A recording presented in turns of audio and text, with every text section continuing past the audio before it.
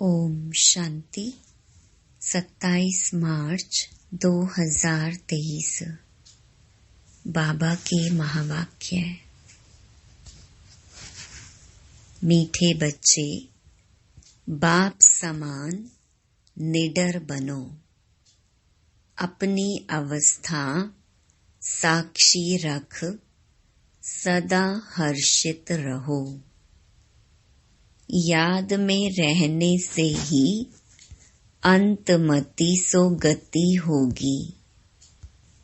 प्रश्न: खुश नसीब बच्चे सदा फ्रेश और हर्षित रहने के लिए कौन सी विधि अपनाते हैं? उत्तर: दिन में 2 बारी ज्ञान स्नान करने की। बड़े आदमी फ्रेश रहने के लिए 2 बार स्नान करते हैं। तुम बच्चों को भी ज्ञान स्नान 2 बारी करना चाहिए। इससे बहुत फायदे हैं। पहला, सदा हर्षित रहेंगे। दूसरा, खुश नसीब तकदीरवान बन जाएंगे। तीसरा, किसी भी प्रकार का संशय निकल जाएगा। चौथा, मायावी लोगों के संग से बच जाएंगे। पांचवा, बाप और टीचर खुश होंगे। छठा, गुलगुल फूल बन जाएंगे, अपार खुशी में रहेंगे। गीत: जाग सजनिया जाग। ओम शांति। शिव बाबा बच्चों को बैठ समझाते हैं ब्रह्मा मुख से। यह है गौ मुख, बैल मुख नंदीगण है ना। गीत भी सुना। साजन कहते हैं सजनियों को। अब सजनियां सिर्फ फीमेल तो नहीं, यह मेल्स भी सजनियां हैं। जो भी भक्ति करते हैं, भगवान को याद करते हैं, तो हो गई सजनियां। साजन तो एक है। साधु भी साधना करते हैं भगवान से मिलने लिए, तो वह भी सजनियां ठहरे। वह एक भगवान कौन? एक तो कहा जाएगा गॉड फादर को। जैसे वर राजा को आना पड़ता है बन्नी स्त्री को ले जाने के लिए, यह सब हैं वन्नियां। साजन को याद करती हैं तो जरूर आना पड़ेगा। एक के लिए तो नहीं, सबके लिए आना पड़ेगा। और सभी सजनियां दुखी हैं। कोई न कोई रोग बीमारी आदि होगी जरूर। तो यह हो गया नरक। स्वर्ग में है सुख, नरक में है दुख। इस समय हम सब हैं नरकवासी सजनियां, अर्थात सब माया रावण की कैद में है।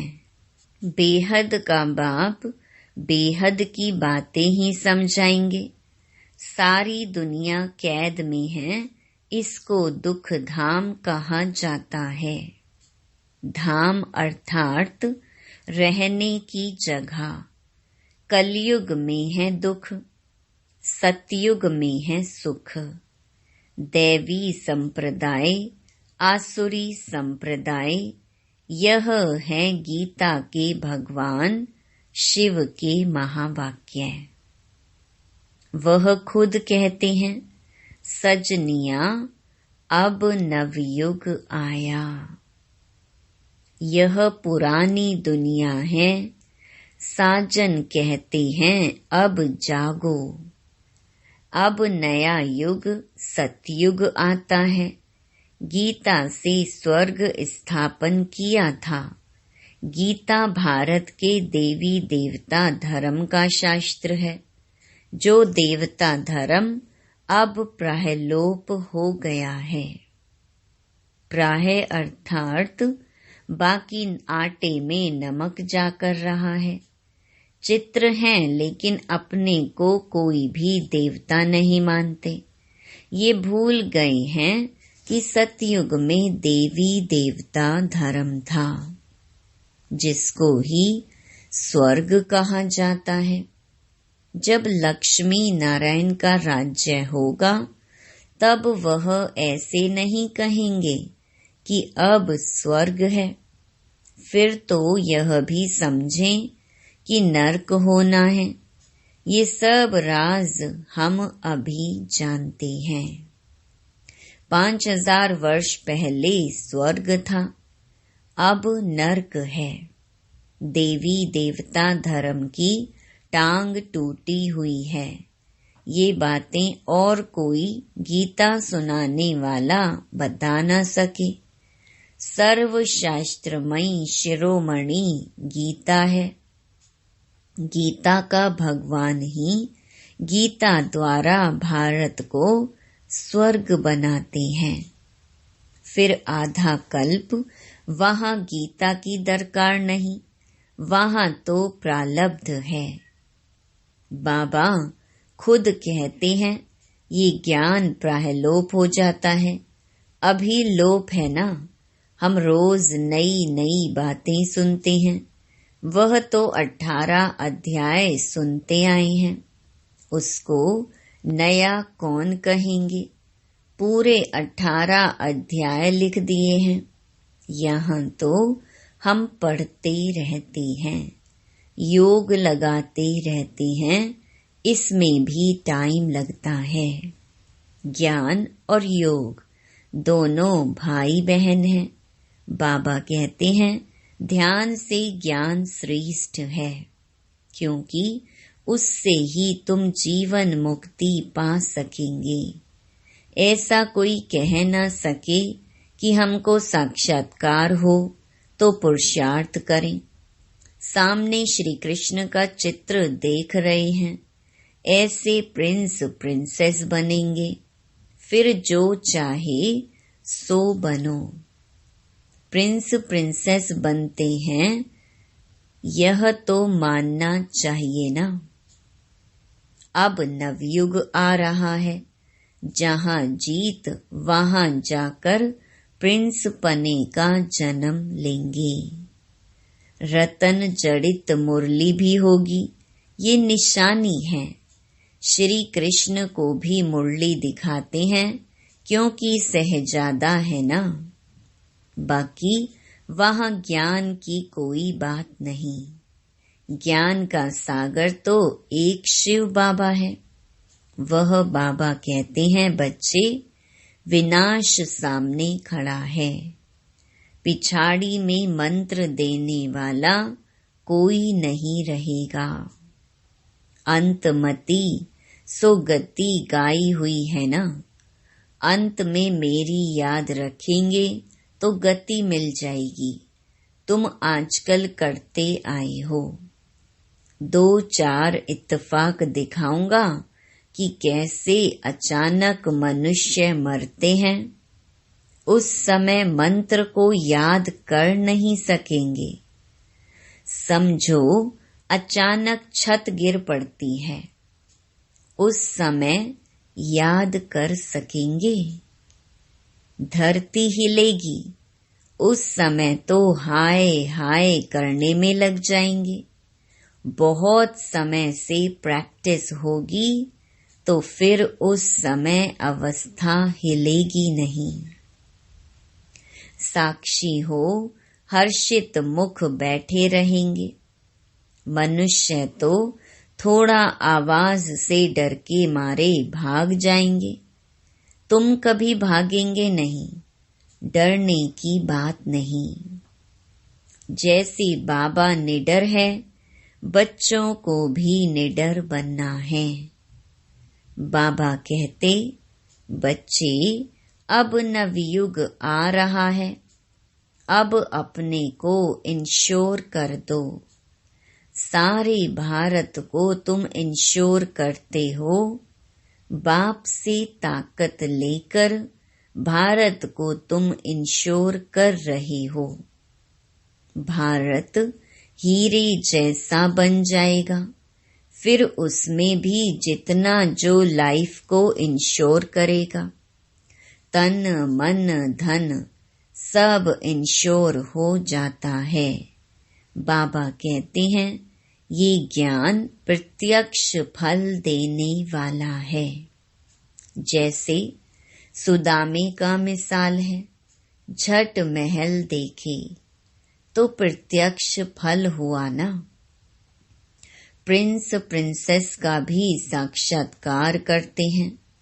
फिर प्रिंस प्रिंसेस तो सतयुग में भी हैं, त्रेता में भी हैं। ये थोड़े ही समझ सकेंगे कि हम कहाँ के प्रिंस बनेंगे। सब सूर्यवंशी तो नहीं बन सकेंगे। ये सब है साक्षात्कार।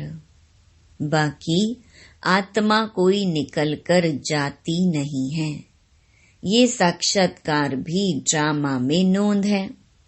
सोल को बुलाते हैं तो ऐसे थोड़े ही आत्मा कोई शरीर से निकल जाती है, फिर तो वह शरीर रह न सके। ये सब साक्षात्कार हैं। बाबा भिन्न भिन्न रूप से साक्षात्कार कराते हैं। नोंद है तब सोल आती है। ये ड्रामा का राज समझना है। नई बातें हैं ना, तो क्लास में भी रेगुलर आना पड़े। तुमको मालूम है बहुत अच्छे अच्छे आदमी 2 बारी स्नान करते हैं फ्रेश रहने के लिए। ये भी ज्ञान स्नान 2 बारी करने से फ्रेश होंगे। 2 बारी ज्ञान स्नान करने से बहुत बहुत फायदा है। नहीं तो मुफ्त में अपनी बादशाही गंवा देंगे। बाबा रजिस्टर से भी जांच करते हैं, पूरा खुश नसीब तकदीरवान कौन है। अरे बेहद के बाप से अथाह धन लेने जाते हैं, स्वर्ग का मालिक बनते हैं। अगर इतना निश्चय नहीं तो ऊंच पद भी पा नहीं सकेंगे। 2 बारी स्नान करने से तुम बहुत बहुत हर्षित रहेंगे। बाबा कहते हैं मैं गाइड बन तुम बच्चों को ले चलने आया हूँ। कितना घुमाता हूँ। वो लोग एरोप्लेन से ऊपर जाते हैं, कितनी उन्हों की महिमा होती है। वास्तव में महिमा तो तुम्हारी होनी चाहिए। तुम वैकुंठ में जाकर घूम फिर आते हो, मोस्ट वंडरफुल चीज है। बाबा कहते हैं मैं सबसे दूर रहने वाला आया हूँ देश पर आई। फिर इसमें सर्वव्यापी की तो बात ही नहीं। तुम पैगंबर हो, पैगाम देने वाले हो ना। मैं भेज देता हूँ। ये भी ड्रामा में नोंद है। ड्रामा अनुसार हर एक को अपना पार्ट बजाने आना पड़ता है। फिर मैं भी आया हूँ, आकर पढ़ाता हूँ। ये तो गीता पाठशाला है। उन सत्संगों में तो तुम जन्म जन्मांतर जाते रहते हो। एक कान से सुना, दूसरे से निकला। एम ऑब्जेक्ट कुछ नहीं। अभी तो अंदर में खुशी की तालियां बजती रहती हैं। स्टूडेंट लाइफ में जो अच्छा पढ़ते हैं उनको तो खुशी रहती है ना। बच्चे के संबंध की भी खुशी होगी, टीचर को भी खुशी होगी। यह भी माँ बाप है, टीचर है तो खुशी होती है। बच्चों का फर्ज है पढ़ना। अब बाप सम्मुख आया हुआ है तो एक बाप से ही सुनो। तुम आधा कल्प बहुत भटके हो, अब भटकना बंद करो। परंतु वह भी तब होगा जब पूरा निश्चय हो। मनुष्य कहते हैं कि कलयुग में इतने वर्ष पड़े हैं। तुम जब उनको बताएंगे तो वह कहेंगे ये सब कल्पना है, जादू है, बस अबलाएं वहां ही बैठ जाएंगी। बाबा अपनी तरफ खींचते, मायावी पुरुष फिर अपनी तरफ खींचते, बीच में लटकते रहते हैं।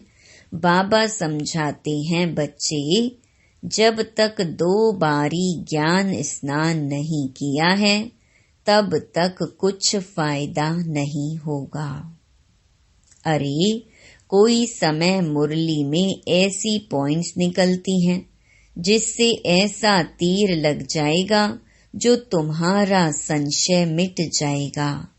और कोई भी सत्संग में जाने के लिए कभी मना नहीं करते, यहाँ के लिए मना करते हैं क्योंकि यहाँ पवित्र रहने की मुख्य बात है। स्त्री पति दोनों को पवित्र बनना है। यहाँ तो स्त्री पति के पिछाड़ी सती बनती है कि पति लोक में जाए। पति नरक में है तो स्त्री भी नरक में आ जाती है। अब तुम दोनों स्वर्ग में जाने के लिए पुरुषार्थ करो।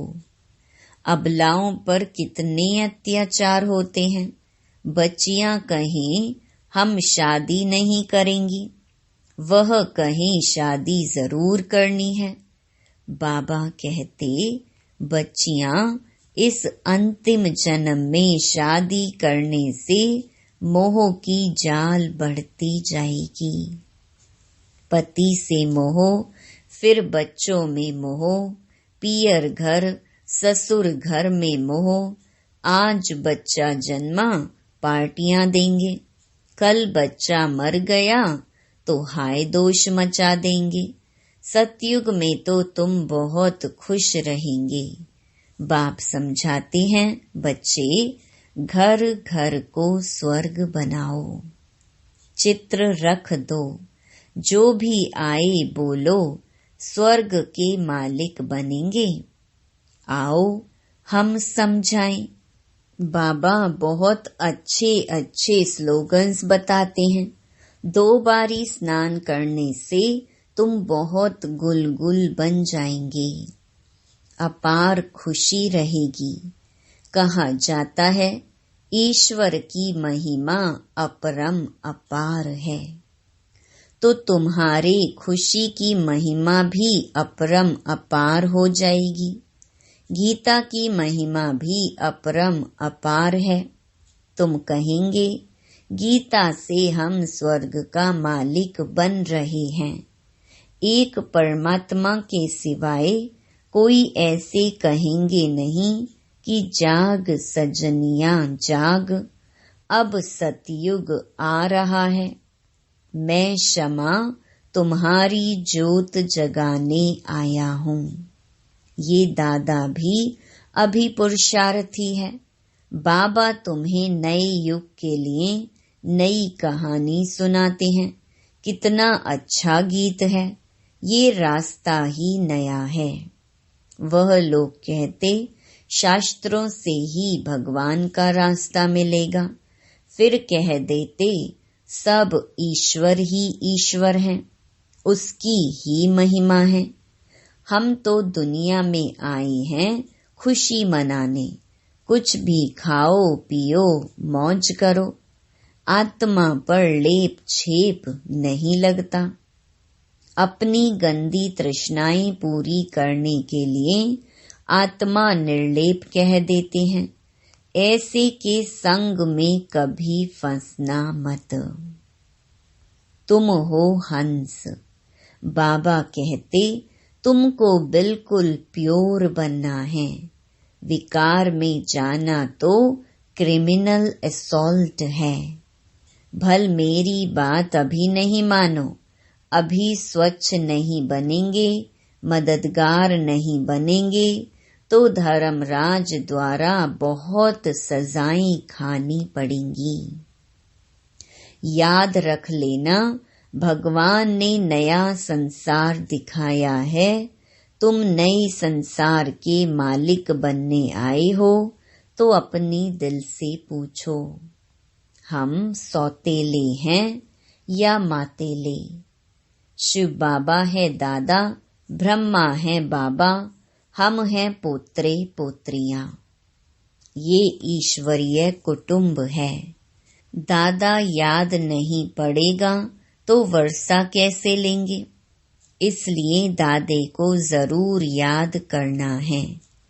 बाप के सिवाय दादा कैसे होगा? दादा है, तुम पोत्रे हो, बीच में बाप जरूर है। पोत्रों का हक है दादे पर, इसलिए कहते हैं तुम दादे से प्रॉपर्टी ले ही लेना। खुशी की बात है ना। हम शिव भगवान की गीता से भारत की तकदीर हीरे जैसी बना रहे हैं।